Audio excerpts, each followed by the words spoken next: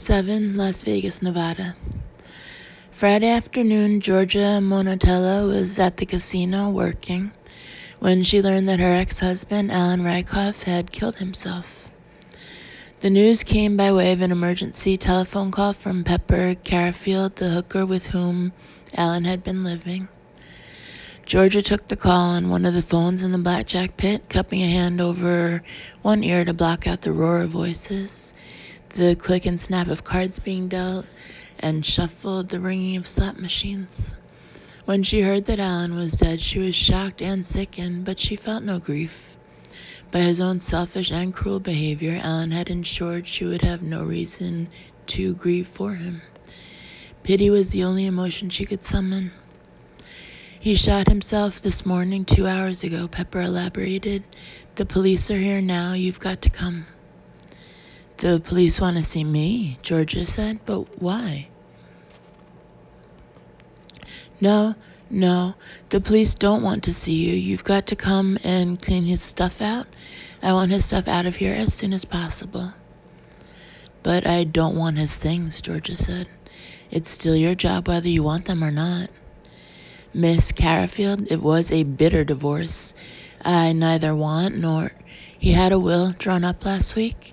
He named you executor, so you got to come. I want his stuff out of here now. It's your job. Alan had lived with Pepper Carafield in a high-rise condominium, a ritzy place called the Pinnacle on Flamingo Road, where the call girl owned an apartment. It was a 15-story white concrete monolith with bronze windows. Surrounded by undeveloped desert land, it appeared to be even taller than it was. And because it stood alone, it looked oddly like a monument, the world's largest, swankiest tombstone. The grounds were lushly planted with sprinkler-tended lawns and flower beds, but a few dry tumbleweeds had blown in from the bordering plots of sand and scrub. The chill and desolate wind which stirred the tumbleweeds also fluted hollowly under the condominium's portico. 2 police cars and a morgue wagon stood in front of the building, but no cops were in the lobby. Just a young woman on a mauve sofa near the elevators, 40 feet away. And at a desk near the entrance, a man in gray slacks and blue blazer, who was security guard and doorman. The travertine marble floor, crystal chandeliers, oriental carpet, Henredon sofas and chairs, and brass elevator doors contributed to a decor that strained too hard to convey class, but conveyed it nonetheless. As Georgia asked the doorman to announce her, the young woman on the sofa rose and said, Mrs. Rykoff, I'm Pepper Carafield, or I think you use your maiden name now. Monatella, Georgia said. Like the building in which she lived, Pepper strained for Fifth Avenue class, but her efforts were less successful than those of the interior designers who had worked on the Pinnacle. Her blonde hair had been cut in an excessively shaggy, carefree style that hookers preferred, perhaps because when you spent your workday in a series of beds, shaggy hair required less grooming. She wore a purple silk blouse that might have been a Halston, but she'd left too many buttons open, revealing a daring amount of cleavage. Her gray slacks were well-tailored but too tight. She wore a Cartier watch encrusted with diamonds, but the elegant effect of the watch was spoiled by her indulgence in flashy diamond rings. She wore 4 of them. I couldn't bear to stay upstairs in the apartment, Pepper said, motioning for Georgia to join her on the sofa. I'm not going back up there until they've taken the body away. She shivered. We can talk right here just so we keep our voices low. She nodded toward the doorman at the desk. But if there's going to be a scene, I'll just get up and walk away. You understand? People here don't know what I do for a living. I intend to keep it that way. I never do business out of my home. I'm strictly out call. Her gray-green eyes were flat. Georgia stared coldly at her. If you think I'm a scorned, suffering wife, you can relax, Miss Carafield. Anything I ever felt for Alan is gone now. Even knowing he's dead, I feel nothing. Nothing much. I'm not proud of it. I was in love with him once, and we created a lovely child together. I should feel something, and I'm ashamed that I don't. but I'm definitely not going to cause a scene. Great, Pepper said, genuinely pleased, so involved with herself and her own concerns that she was oblivious of the domestic tragedy Georgia had just described. There's a lot of high-class people live here, you know. When they hear my boyfriend killed himself, they're going to be standoffish for a long time. These kind of people don't like messy scenes, and if they found out what I do for a living, well, there'd be no way I'd ever fit in here again, you know? I'd have to move, and I sure don't want to. No way, honey, I like it here a lot. Georgia looked at Pepper's ostentatiously diamond-encumbered hands, looked at her plunging neckline, looked into her avaricious eyes, and said, "What do you suppose they think you are, an heiress?" Astonishingly, missing the sarcasm, Pepper said, "Yeah, how'd you know?" "I paid for the condo with $100 bills, so no credit check was necessary, and I've let them all think my family has money." Georgia did not bother to explain that heiresses did not pay for condominiums with bundles of $100 bills. She simply said, "Could we talk about Alan? What happened? What went wrong? I would never have thought Alan was the type to kill himself." Glancing at the doorman to make sure he had not left his post and drifted nearer, Pepper said, "Me neither, honey. I'd never have him pegged as the type. He was so macho. That's why I wanted him to move in and take care of me, manage me. He was strong, tough. Of course, a few months ago, he started acting a little weird, and lately he was downright creepy. Weird and creepy enough that I was thinking about maybe finding someone else to look after me. But I didn't expect he'd screw things up for me by killing himself. Christ, you just never know, do you?" "Some people have no consideration," Georgia said. She saw Pepper's eyes narrow, but before the hooker could say anything, Georgia said, "Am I to understand that Alan was pimping for you?" Pepper scowled. "Listen, I don't need a pimp. Whores need pimps. I'm no whore. Whores give $50 blowjobs, screw 8 or 10 johns a day for whatever they can get, spend half their lives with the clap, and wind up broke. That's not me, sister. I'm an escort for gentlemen of means. I'm on the approved escort lists of the finest hotels, and last year I made $200,000. What do you think of that? I got investments. Whores don't have investments, honey. Alan wasn't my pimp, he was my manager. In fact, he managed a couple of my girlfriends too. I fixed him up with them because at first, before he started getting strange, he was the best." Dazzled by the woman's self-delusion, Georgia said, "And Alan took a managerial fee for handling your career and theirs?" Her scowl fading, somewhat placated by George's willingness to use euphemisms, Pepper said, "No, that was one of the best things about our arrangement with him. He was still a blackjack dealer, see? That's where he made his money. He had all the contacts needed to manage us, but all he wanted for his trouble was free trade. I never knew a man who needed so much pussy. He couldn't get enough. In fact, the last couple of months he seemed obsessed with pussy. Was he like that with you, honey?" Repulsed by this sudden intimacy, Georgia tried to stop the woman, but Pepper would not be quiet. "In fact, the last few weeks he was so horny all the time that I started to think maybe I should dump him.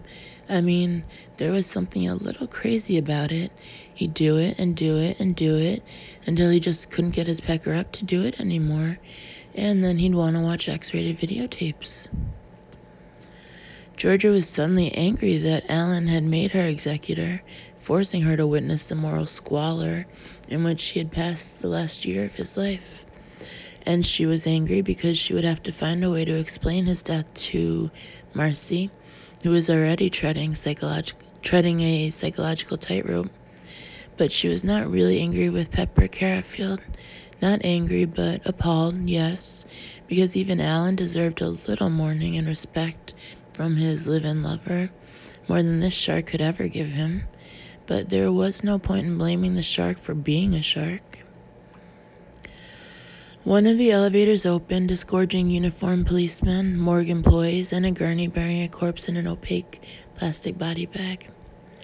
Georgia and Pepper rose from the sofa.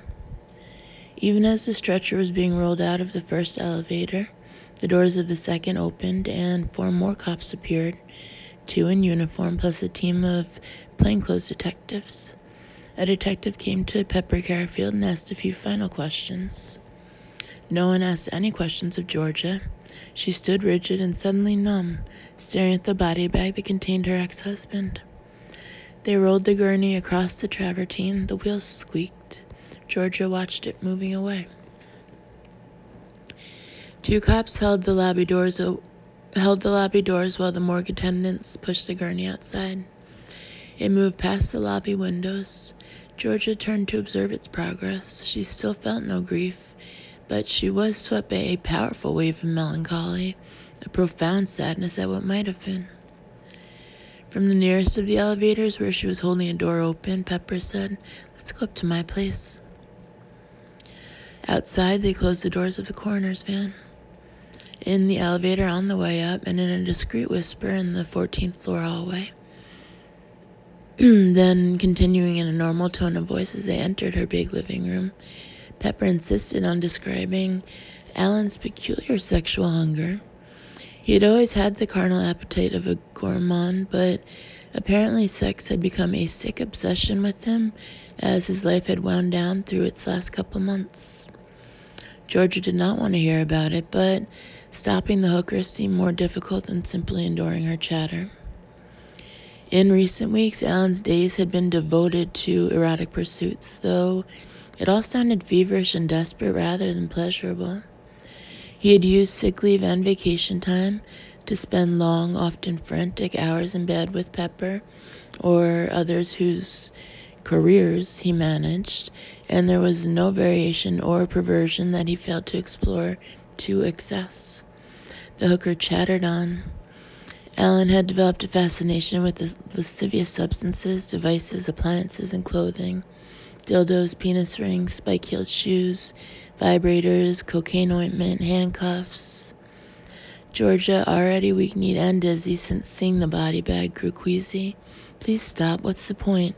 He's dead, for God's sake." Pepper shrugged. "I thought you'd want to know. He threw away a lot of his money on this sex binge. Since you're the executor of the estate, I thought you'd want to know." The last will and testament of Alan Arthur Rykoff, which he had left with Pepper for safekeeping, was a simple pre-printed 1-page form of the type obtainable at any business supply store. Georgia sat on a cobalt blue ultra-suede chair beside a lacquered black Tavola table, quickly scanning the will in the light from a high-tech burnished steel cone-shaped lamp. The most surprising thing was not that Alan had named Georgia as executor, but that he had left what he owned to Marcy, whose fatherhood he had been prepared to deny. Pepper sat in a black lacquered chair with white upholstery near a wall of windows. "I don't figure it's much of an estate. He spent money pretty freely, but there's his car, some jewelry." Georgia noticed that Alan's will had been notarized just 4 days ago, and she shivered. He must have been considering suicide when he had this notarized. Otherwise, he wouldn't have felt the need for it. Pepper shrugged. "I guess. But didn't you see the danger? Didn't you see he was troubled?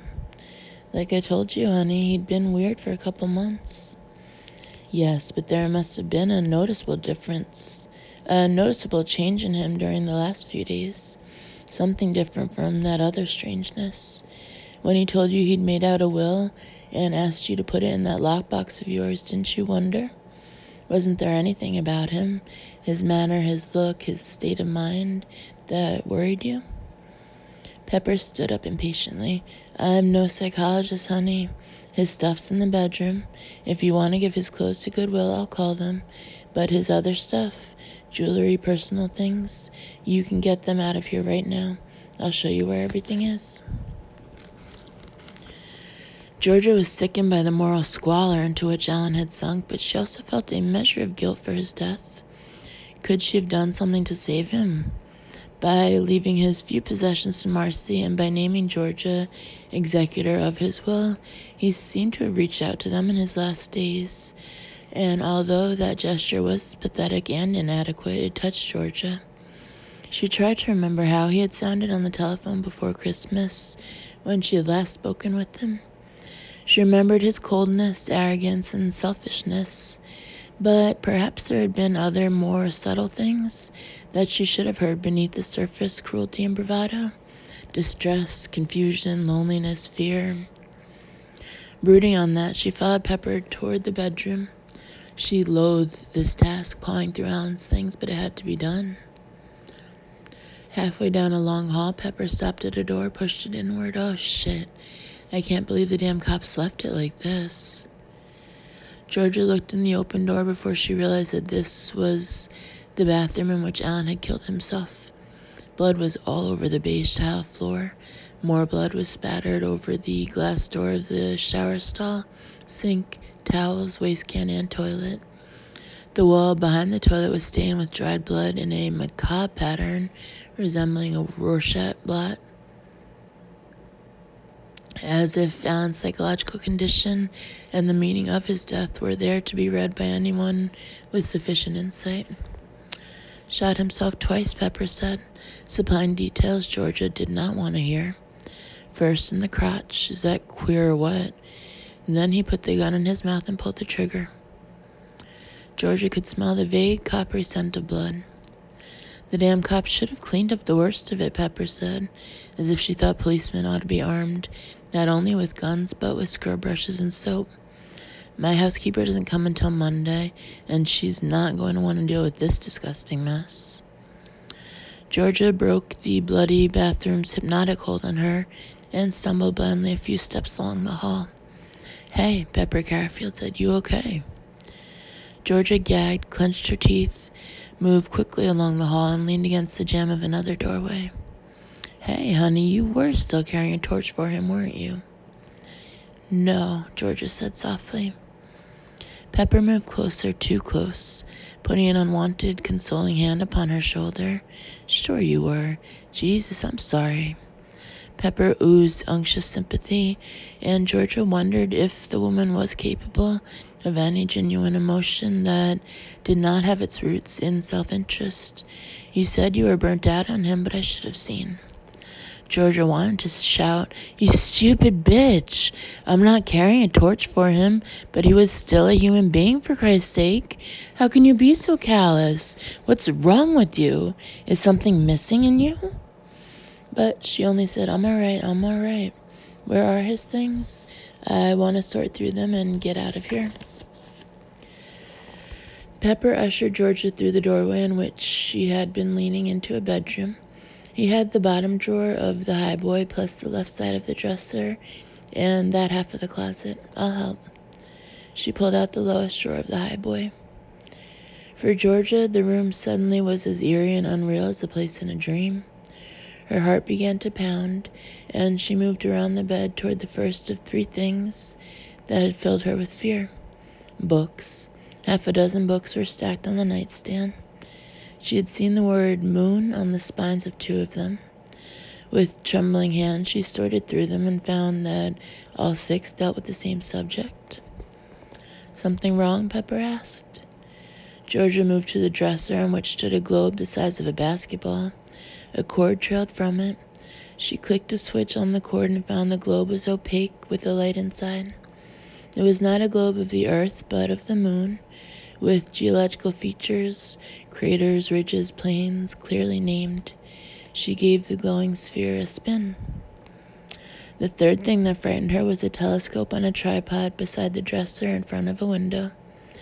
Nothing about the instrument was different from other amateur telescopes, but to Georgia it seemed ominous, even dangerous, with dark and unknowable associations. Those are Alan's things, Pepper said. He was interested in astronomy? Since when? For the past couple months, Pepper said. The similarities between Alan's and Marcy's conditions troubled Georgia. Marcy's irrational fear of doctors, Alan's compulsive sex drive. Those were different psychological problems. Obsessive fear in one case, obsessive attraction in the other, but they shared the element of obsession. Apparently Marcy had been cured of her phobia. Alan was not as fortunate. He'd had no one to help him, and he had snapped, shooting off the genitals that had come to control him, putting a bullet in his brain. Georgia shuddered. It was too coincidental that father and daughter had been stricken by psychological problems simultaneously. But what made it more than coincidence was the other strangeness they shared, their interest in the moon. Alan had not seen Marcy in 6 months, and their most recent phone conversation had been in September, weeks before either had become fascinated by the moon. There had been no contact by which either could have transmitted that fascination to the other. It appeared to have sprung up spontaneously in each of them. Remembering Marcy's moon-troubled sleep, Georgia said, "Do you know if he was having unusual dreams about the moon?" "Yeah, how'd you figure that?" "He was having them, but he could never remember any details when he woke up. They started back in late October, I think it was." "Why, what's the matter?" "These dreams, were they nightmares?" Pepper shook her head. "Not exactly. I'd hear him talking in his sleep. Sometimes he sounded afraid, but lots of times he'd smile, too." Georgia felt as if ice had formed in her marrow. She turned to look at the lighted glow above the moon. What in the hell is going on, she wondered. A shared dream? Is that possible? How? Why? Behind her, Pepper said, "Are you okay?" Something had driven Alan to suicide. What might happen to Marcy?